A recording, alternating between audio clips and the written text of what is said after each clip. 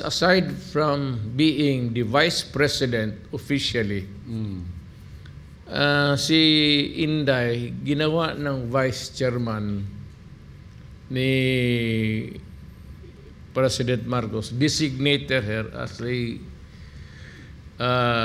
vice chair sa NTF. Itong NTF LCAC. LCAC.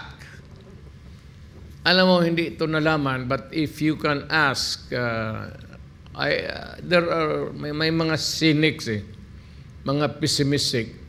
But if there was one program of the AFP who was really a very successful endeavor in cutting down the numbers of the NPAs and the Communist Party of the Philippines, for that matter, was the LCAC.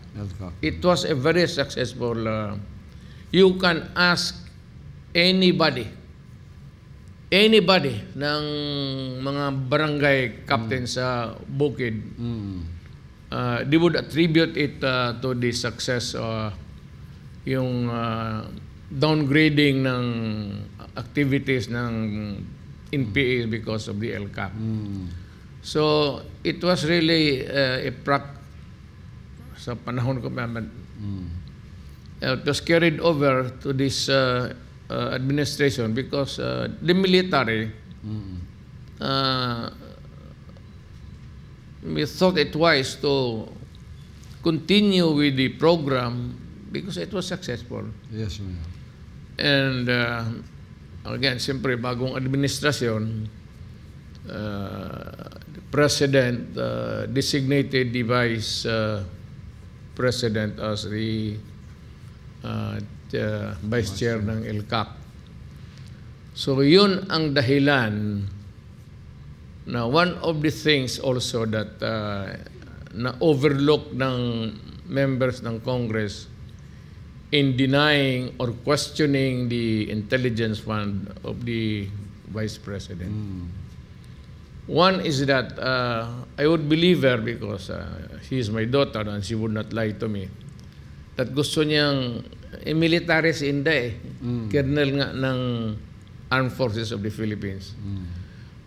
Gusto niya i-revive yung PMT, palakasin niya pati yung ROTC. Saka yung sa LCAC mismo, pero napakaliit naman yung binigay nga ni Presidente kung gano'n ang trabaho ko. Ako, if ako yung Presidente, hindi, not necessarily yung anak ko yung Vice President. If I designate the Vice President sa ganong trabaho, I would give him about mga easily, about 500 million. It's not easy to, I said, kailangan kasi ng soft landing itong ROTC. It's a moribund thing kasi hindi na compulsory. For so many years, ayaw na ng mga bata na sumali dyan sa ROTC because it is a military training and most of the guys, itong mga bata, you know, it's a Saturday affair, Saturday morning. You have to go to sleep early the night before. Then you have to wake up for the mag-uniforme ka na at re-report ka na doon, magti-training ka. Alam mo, ang purpose niya, ang BMT is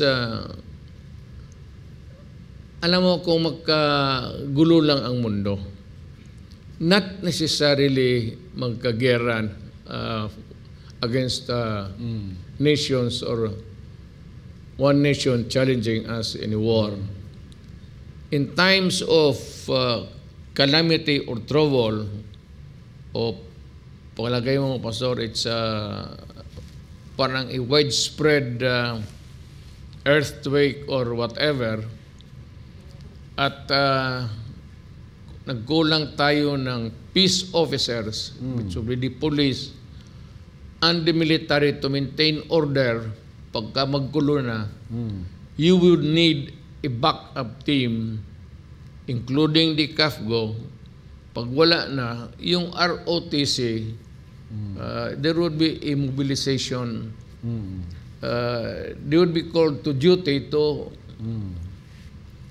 render specific activity dyan sa sarili mga barangay nila. That was the philosophy behind, or the rationale, if you may, nung panahon ko, and earlier than that, when it was conceived, 1947 something or 1950s, hanggang ngayon, that is still the concept of what the ROTC should be. Yeah.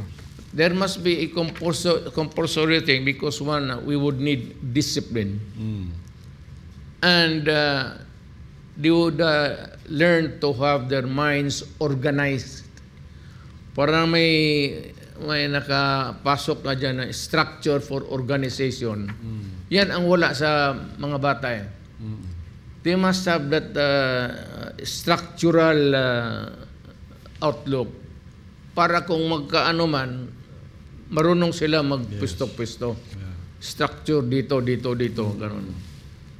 Yun ang, I said, the rationale or the philosophy behind that ROTC.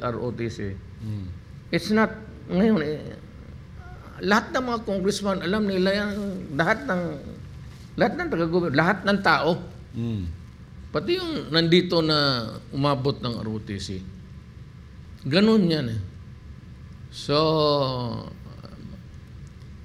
alam mo, Pastor,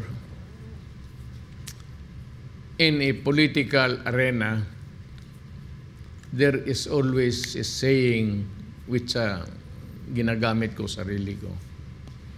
Men judge best when they condemn. Walang mabuti kang gawin pagkalaban kita. Anything you do. So, wala ka nang ginawa. You might be motivated with the highest of intention for your country. Yung ROTC naman talang for your country.